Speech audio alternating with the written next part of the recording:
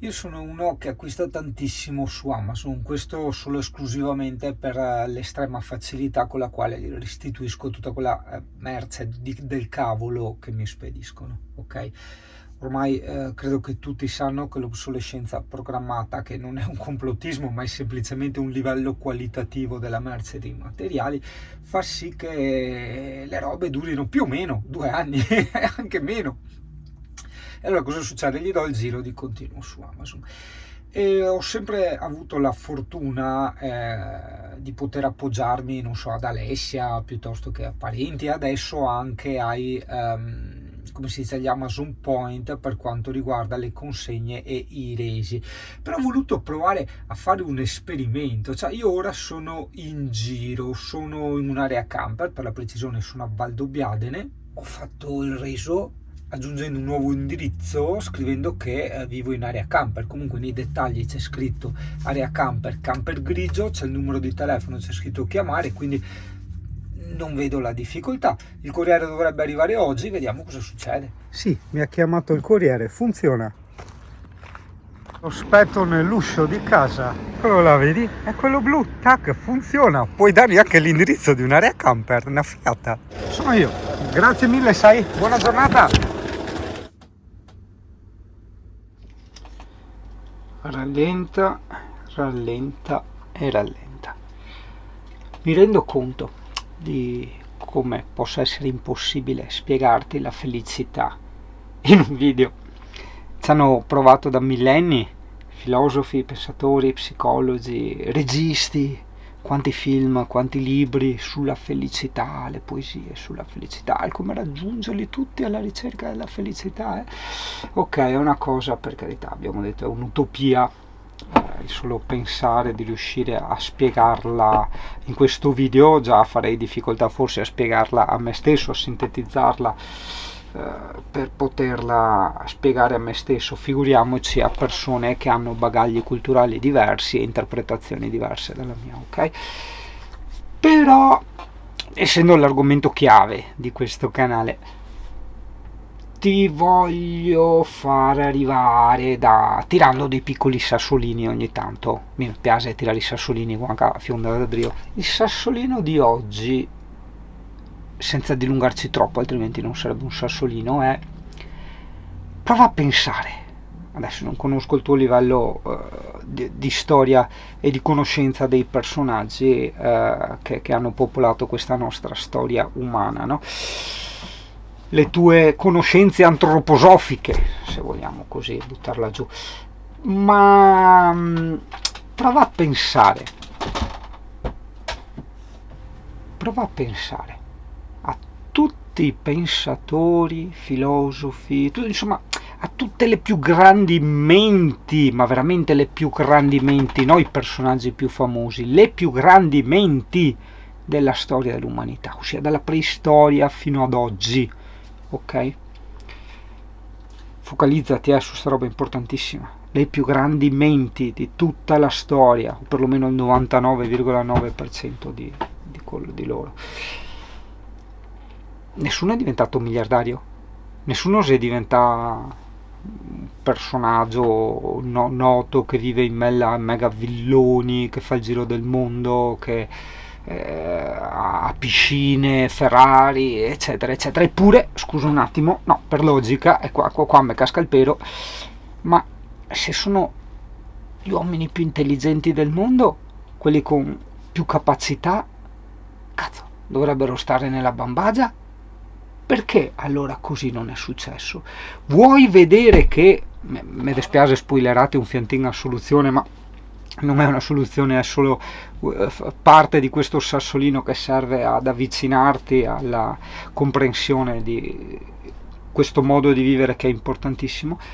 Non dilunghiamo, altrimenti andiamo fuori discorso. Vuoi vedere che i soldi non sono la reale felicità? Oppure, meglio, esistono dei modi non facili da ottenere, per carità, che richiedono disciplina e anni di allenamento, per arrivare direttamente alla felicità, oppure per arrivare, meglio, per arrivare alla felicità tramite altri modi, altre strade ben più facili e genuine dell'essere milionari, miliardari, perché ormai io credo che ormai tutta la popolazione creda che la felicità sia la chiave Ferragnez, ossia orientata solo nel successo, il successo inteso come fama, ok? Perché successo è una parola troppo generica, quindi sulla fama, sulla notorietà, non importa ciò che tu sei, non importa ciò che tu devi comunicare, anche se parli di niente, parli del niente, di cose inutili.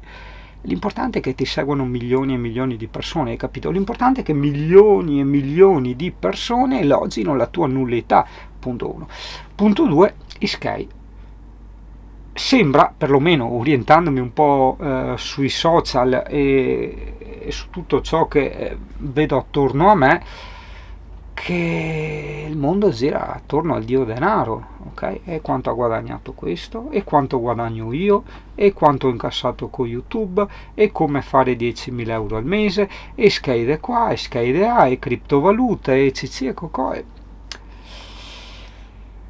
Può essere che una fetta della popolazione si serva di questa parte della vita materiale che è la ricchezza, ma può anche essere che magari un'altra parte, se non la maggioranza, la ricchezza non la raggiunge con queste cose, con la ricchezza, col Ferrari, eccetera. Anche perché tieni conto, ragazzo, che bello anche, tipo, non so, stavo pensando una moto da, adesso facciamo una bella moto da 60.000 euro, no? Ti butto un altro sassolino, ti faccio un altro esempio per farti capire un'altra cosa ancora sull'ambizione della ricchezza.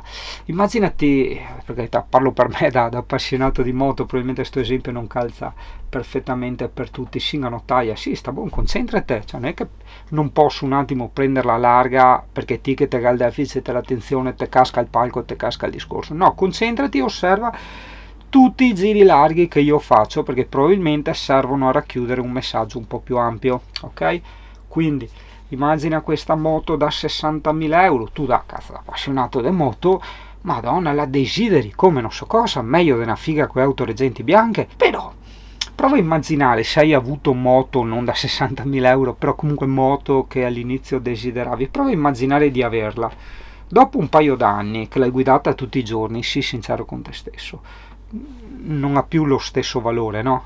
Ok? Quindi cade e hai bisogno di cercare un'altra cosa, però quell'altra cosa che tu cerchi, cazzo, se prima la prima cosa che cercavi costava 60.000 euro, l'altra costerà più o meno uguale, se non di più, hai capito? Quindi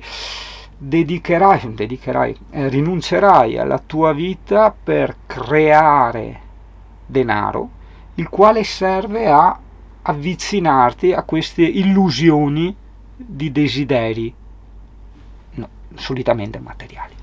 Non metto altra carne al fuoco, altrimenti a Ciaparia va de male. Sostina caffè qua.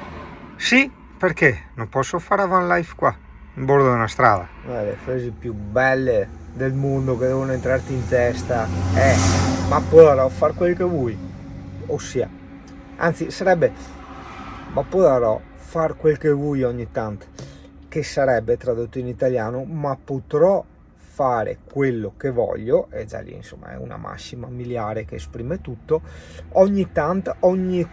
Questo sta a sottointendere che dobbiamo comunque stare a un sistema di schiavismo mentale che è l'educazione, che è il senso del dovere e via discorrendo. Ma oltre a questo ti voglio tramandare, anche se te l'avevo già tramandata, un'informazione camperistica molto utile, che questa in sostanza, quando tu trovi il cartello marrone con scritto, o era rosso, vabbè, quel cartello con scritto comune amico del turismo itinerante col simbolo del camper, significa che c'è l'area camper a pagamento, che scommetti i coglioni, verifica ogni volta. Quindi ti conviene trovare dei comuni che non sono amici dei camperisti, ok? Perché l'area camper gratis. E st'altra van life mia fa solo qua, esatto, qua, cioè mancano 3 ore e mezza all'appuntamento con il meccanico. Qua siamo in provincia di Padova per la riparazione del generatore GPL.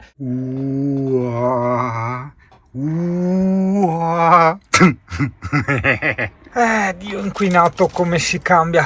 Vedi, questa è una cosa alla quale io ero molto contrario, i piatti di carta e le forchette, non tanto per un discorso dei costi e anche dei sprechi, dei sprechi di inquinamento. Però a volte quando non hai voglia di star là a lavare eccetera è comodo. Cioè, finito di mangiare e butti via, quindi non consumi acqua, non consumi tempo, né niente, ok? Certo anche che come piacere non è la stessa cosa, cioè mangiare un piatto più, diciamo, solido con le forchette in acciaio, le posate in acciaio, hai capito? Però una volta ogni tanto, ovviamente sei in ritardo, quindi aspettiamo qua un par di ore fuori all'officina che arriva il tecnico. Sono le 16, vedi, così è come vengono trattati i clienti in Italia, per quello io mi lamento sempre e dico, quasi auguro come una maledizione, un'altra crisi, ma bella pesante, Dio caro, una bella crisi dove la gente deve dare il meglio di sé come una volta così era Poretti, per emergere, per crearsi un po' il portafoglio clienti. Adesso c'è sovrabbondanza, il cliente è solo una rottura di coglioni. Sono a dir poco su tutte le furie, forse è anche colpa del mio passato, troppo professionale, troppo serio. Io mi ricordo, agli inizi, quando lavoravo in una grande azienda informatica, ero un boccetta, e risposi con una battuta a un cliente, c'era sto cliente che pressava molto e il suo computer era lento, diciamo, ok, e mi è scappato se il computer non collabora, ok, cioè che è colpa del computer che non collabora, se non sei ancora pronto, il lavoro non è terminato. Sono rimasto a casa per 7 giorni, hai capito? Bene, pensa a te se io è inimmaginabile, sti comportamenti qua sono inimmaginabili per me. Per onor di cronaca, non è che l'appuntamento era alle 2:30 e io ho aspettato fino alle 4, no, l'appuntamento era alle 2:30, adesso sono le 5 e sto ancora aspettando. Ma d'altronde, se viene dato un appuntamento al cliente, che sarei io alle 14:30, la colpa è solo del cliente che non può lasciar lì il mezzo, hai capito? Cioè non è, ci mancherebbe che fosse colpa di chi dà l'orario dell'appuntamento, no. Qua c'erano 2 fusibili letteralmente colati, Mirko numero 1, mi trovo con lui domani pomeriggio e vediamo cosa sono. E avallai finta il furgone del lavoro di Marco, quelle caldai, no, viene lunga come canzone, ma suona bene. Che gentile Marco, quelle caldaie. Ho detto che se vuoi stanotte puoi dormire da me. Io ho detto, con te e tua moglie in letto? Ho detto no, fuori col camper. Ho detto no, e ora vai avanti. Per carità, Mirko è un grande amico, non mi dice mai di no, però diciamo che questa, come altre volte, non è una cosa tra virgolette piacevole, cioè è piacevole vedersi, stare assieme, però è un problemino del camper, cioè non è più una cosa divertente, sai, tipo il fai, briga, crea sta roba qua, crea quell'altra lì, hai capito? Però insomma dai, come si dice, gli amici si vedono nel momento del bisogno. Cazzi che sono arrivato tardino, così non mi possono invitare a cena perché mi sento, come si dice, mi sento tipo di approfittare, hai capito? Perché ho capito che gli porto sempre qualcosa, per carità di Dio, però non lo so, mi sento, non so, da noi è così, non ci si sente a nostro agio a essere invitati troppe volte, hai capito? Ci sembra appunto di approfittare. Ecco qua, così io mi metto qua, zitto, lui non sa niente, così anche insomma non disturbo ulteriormente, mi sento in qualche modo anche in colpa, insomma, domandare sempre a Mirko, più amici, però non so, hai capito?